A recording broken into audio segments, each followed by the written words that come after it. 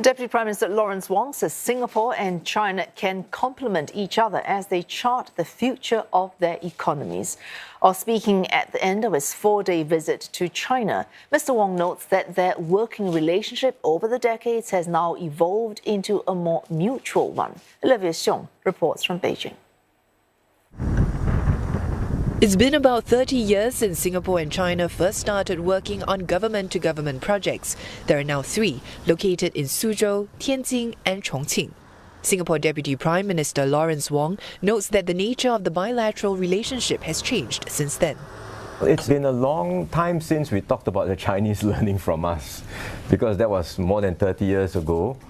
But since then, China has developed considerably. They have many strengths.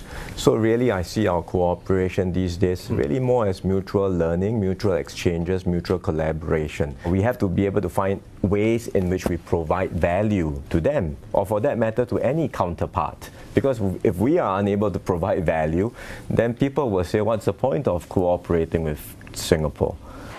Mr. Wong says Singapore's strengths include its economic capabilities, as well as social and community practices like how it upgrades its housing estates, which can address common challenges such as an aging population. He says Singapore can also add value by being a reliable and trusted partner, not just bilaterally, but also by connecting China to the wider region. This is DPM Wong's second visit to China this year, though it comes at a time when China's economy is facing headwinds, including in its property sector. And Mr. Wong was asked whether this would affect collaboration between China and Singapore. Mr. Wong says there continues to be a very healthy flow of Singapore investments into China, even as those related to real estate have slowed. I would say never bet on the decline of China, because China's economy is of such scale, tremendous scale, so many different areas of strength in advanced manufacturing, in the green economy. And on top of that, they have such a huge market. So it continues to be an economy with tremendous opportunities for us to work together. This trip also marks the first time DPM Wong and Chinese Vice Premier Ding Xuexiang co-chaired the Joint Council for Bilateral Cooperation.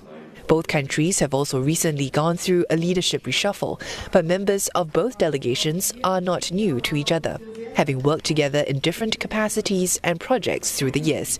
And Mr. Wong said the friendships and relationships built will provide a strong foundation for further collaboration. Olivia Siong, CNA, Beijing. Well, Singapore and China are also working to launch more direct flights between the two countries. Acting Transport Minister Chee Hong Tat says such links are currently at 75% of pre-pandemic levels, and discussions to increase them will take place between now and February.